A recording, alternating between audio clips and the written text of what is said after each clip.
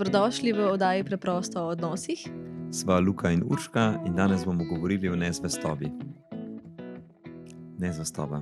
Tema, zaradi katere velikokrat pridejo partnerji na terapijo, a ne, seveda ne, poleg konfliktov in nepovezanosti, vse to se z nezvestobo tudi precej srečujemo.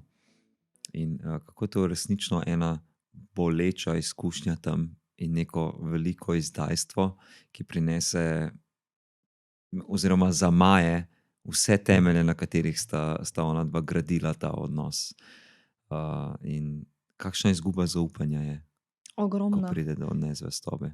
Ogromna izguba zaupanja. V bistvu prevarani na tej točki doživi en velik šok. Ker to je šok. a ne. Izgubljeno zaupanje, izdaja, jeza, lahko tudi včasih sovraštvo. In na tej točki se na glavo postavi celoten partnerski odnos. Pride do enih vprašanj, kje sva, zakaj se je to zgodilo, na kakšen način se je to zgodilo, kje sva se zgrešila, kje sva iztirila iz ene poti. In mogoče najbolj pomembno vprašanje, kako zdaj s tem naprej, ali sploh lahko gremo naprej od te prevare. Kaj v bistvu ta prevara oziroma nezvestoba za najin odnos pomeni? Kar je seveda ne, vse odvisno od para. Če sta pripravljena tukaj se boriti, vztrajati, a ne razrešiti to zadevo. Ponavadi takrat, ko pride do te prevare in do točke, ko oni pridejo na terapijo, tudi takrat se mogoče sploh še ne ve, a bo ta odnos držal ali ne. Ampak oni so tam, a ne, so pripravljeni delati na tem in se boriti za to, kar je izjemno pohvalno. Pa če se sam obrnemo malo na to, kako družba sprejema nezvestobo. A ne, velikokrat se reče, ja, sej oba sta, a ne, kriva nekako, da se je to zgodilo, pa to vemo, da nikakor ni res. Kriv je samo ta, ki prevara. Oba sta odgovorna za ta odnos, a ne, za njun odnos, ampak za prevaro je pa vedno kriv samo ta, ki prevara. Bi se strinjala s tabo in tukaj, če še ostaneva pri enih družbenih normah, bomo rekli, da tako stereotipno danes rečemo, ja, moški so tisti, ki več varajo. Ampak tukaj bova midva ovrgla to prepričanje, ker tukaj je čistih 50-50. Nezvesti so tako moški kot ženske. In tukaj ni nobenih nekih velikih razlik. Mogoče so razlike v načinu varanja, v strategijah varanja, ampak nezvestoba se pojavi tako s strani moškega kot s strani ženske. In eno vprašanje, ki se vedno pojavlja ob nezvestobi, je zakaj? A ne? Kaj je razlog, da je zdaj prišlo do te nezvestobe? In prav matranje strani prevaranega, a ne, ki skuša ugotoviti, kaj je bilo česa premalo, jaz nisem dovolj dober, dobra. Ampak to v resnici ne pomiri tistega, ki je bil prevaran. Nikakor ne, se pa vedno pojavljajo, a ne, prav ta vprašanja, zakaj, kaj smo narobe. Pa seveda, ne, tudi vsa ta vprašanja, kaj to sploh pomeni, že od začetka je on vedel, ali pa ona, a ne, da bo prišlo do te prevare, koliko je sploh pomenim njemu. Ampak ja, kar nadaljuj s tem, kar si rekla, ko sem ti videl v očeh, da to ne pomeni kar. Tako, in bova rekla, tudi če recimo tisti, ki je bil prevaran, ve, zakaj, oziroma se sliši oziroma dobi nek razlog, na primer, ne vem, premalo spolnosti, a bo to odvzelo mojo bolečino, a ne, oziroma bolečino prevaranega. Ne bo odvzelo bolečine. Zato je tukaj recimo sploh v terapevtskem procesu ne se fokusirati na te razloge, ampak dajmo raje poiskati ene globje vzroke, zakaj je do tega sploh prišlo. Ker, tako kot si omenil, odgovornost mora prevzeti tisti, ki je prevaral. In zelo pomembno je, da ta, ki je prevaral, zmore priti v stik sam s sabo. Ker včasih ljudje sploh ne vedo, zakaj so prevarali, in nimajo svojih nekih argumentov, ki bi obstali, ki bi zdržali, zakaj se je ta prevara sploh zgodila. In zelo pomembno je, da pomagamo pripeljati tega človeka v stik z svojim telesom, kjer lahko občuti vse občutke, ki jih prevara prinaša.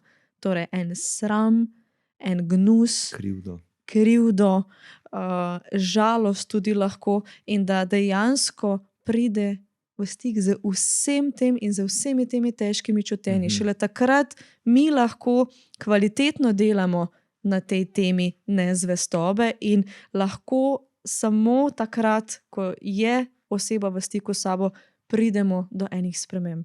In se bom prav navezal, ta stik s sabo, a ne? In to, kar imamo midva izjemno rada, ta čustven svet. A ne? To mi tam raziskujemo na terapijah. In pri tem vprašanju, zakaj je prišlo do prevare, tja gremo mi raziskovati, kaj se je tam čustveno odigravalo, da je bil ta pobeg tja k enim čutenjem, ki ni jih ta oseba čutila, da jih trenutno lahko dobi v tem odnosu, a ne? Ali se izogibajo tam neki intimnosti, konfliktom, a ne, kot smo rekli, spolnosti, v bistvu gre se pa za neko dinamiko, kjer ona poiščejo nek svoj prostor drugje, da se njihove telesne potrebe, čustvene, a ne, uslišajo drugje, pa s tem prevarajo ne samo osebo, ki jim je tako blizu in se imajo radi, ampak seveda tudi samega sebe. Se strinjam s tem, kar si povedal, in bi še dodala iskanje lastnega dostojanstva. A ne? Zdaj, če imamo tam enega moškega, a ne, ki vara ali pa ki vara večkrat, kje je on s svojim dostojanstvom? Ker on ne glede na to, kakšno osebo bo dobil, kakšno žensko recimo bo dobil, pa zdaj spet stereotipno govorim, a ne, da je moški tisti, ki vara in ženska žrtev. Ne glede na to, kakšno partnerko bo dobil, ta moški vedno vara, če ni notranje sam izpolnjen, če nima zadovoljenih svojih osebnih čustvenih potreb. In vedno potem išče te stvari znova in znova drugje. Zato je zelo pomembno naslavljati, sploh v tem terapevtskem procesu, kje so ta čutenja, kje so te potrebe, ki so nezadovoljene, kdaj bi morale biti zadovoljene, pa niso bile. In prav spomnim me to na še en mit o varanju, ne, da očitno je nekaj narobe bilo v tem odnosu, da je prišlo do nezvestobe, a ne. Pa v bistvu sploh ni nujno. Lahko da je čisto v redu, dober odnos, pa vseeno pride do nezvestobe. Ravno zaradi tega, ne, zaradi teh notranjih čustvenih teženj. Res je. Ja, jaz bi se pa mogoče tukaj navezala na en paradoks, ki se lahko pojavi, in sicer včasih so pari v odnosu in se sploh ne pogovarjajo o svojem odnosu. S tem se midva srečujeva zelo veliko v terapevtski praksi. Midva se ne kregava. Midva se ne kregava in nikoli se nisva kregala, vse sva se vedno zmenila, ne. To že imamo en občutek, kako se nikoli ne skregamo. Saj kregati se je normalno in celo zaželeno. In če se vrnem k temu paradoksu, včasih je nezvestoba tista, ki šele vpelje pogovor sploh v partnerski odnos. A ne? Čeprav rečemo, to je zdaj, se sliši popolnoma nelogično, nesmiselno, ampak prevara je včasih tista, zaradi katere partnerja začneta sploh govoriti o svojih potrebah, o svojih željah v odnosu, kako se počutita, kako se doživljata. In v bistvu s tem naredita tudi dostikrat refleksijo na cel ta njun partnerski odnos in kaj vse je tam bilo neizrečenega in njihove misli in občutki in kako je on bil tam zapostavljen in je ona bila tam ranjena.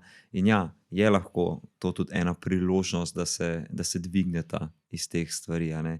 In da se da prostor tem zadevam, da se lahko govori vse te bolečini, ki so izjemno ranljive stvari.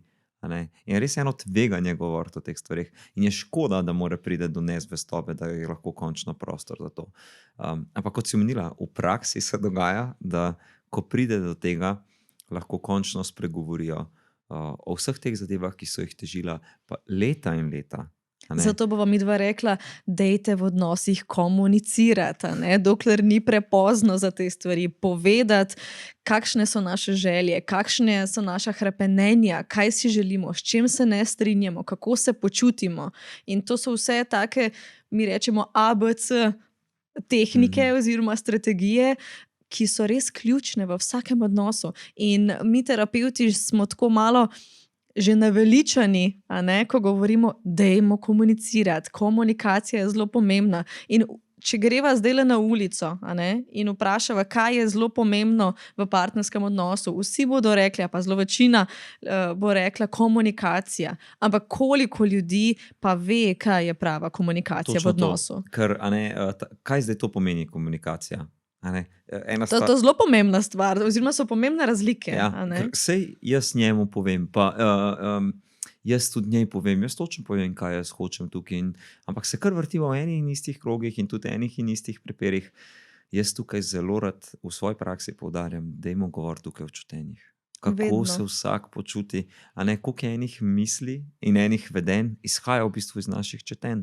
Zato, ker nekoga nekaj boli in potem neha delati eno stvar, ki je bila všeč unemu partnerju in si on misli, aha, kaj mi je zdaj ona zamerila. Kar cel tak kompleks pa vihar enih misli in idej in potem ranjenosti se naredi samo zato, ker ne damo prostor tem čutenj, kar je seveda, a ne, veliko se tega dogaja. Nočem reči normalno, ampak če tega nikoli ni bilo in telo to ni navajeno in možgani tega niso navajeni, nikoli ni bilo nekega odnosa, kjer bi lahko na takšen način govorili o čutenjih. Je Potem tudi težje. Težje, izjemno je res to eno tveganje.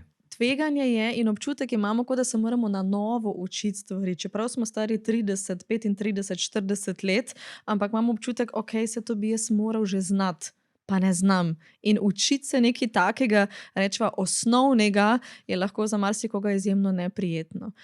Se pa mi zdi mogoče zelo ključno, tudi mogoče najbolj zanimivo za naše poslušalce in gledalce, kako naprej od prevare, od nezvestobe, a se da iti naprej?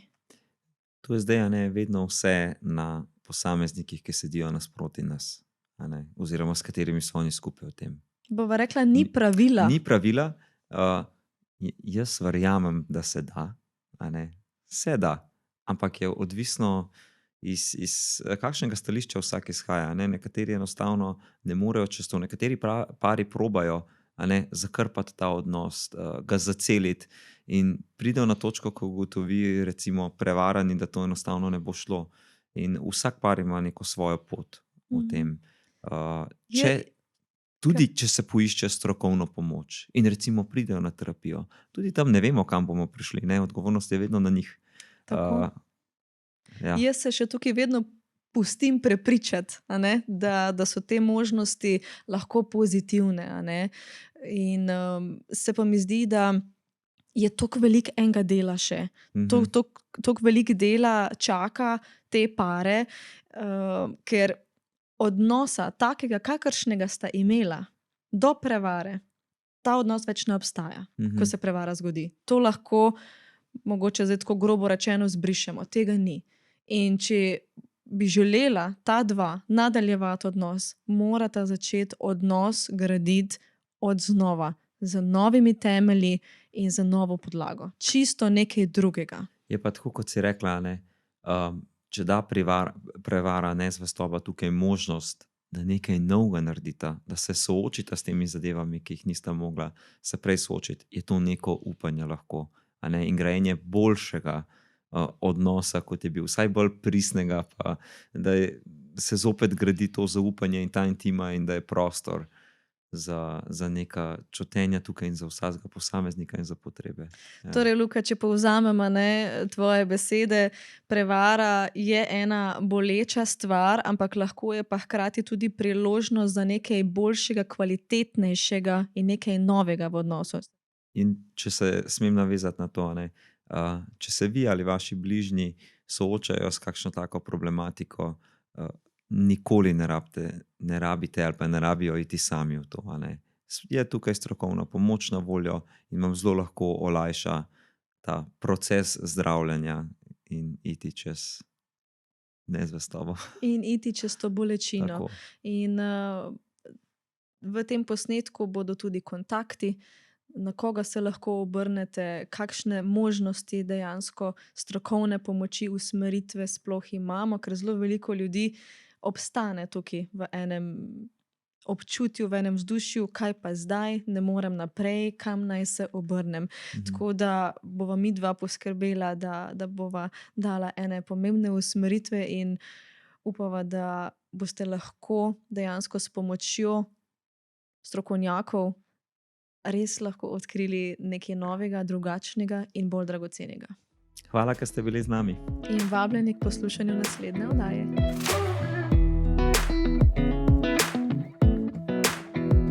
Come a little closer.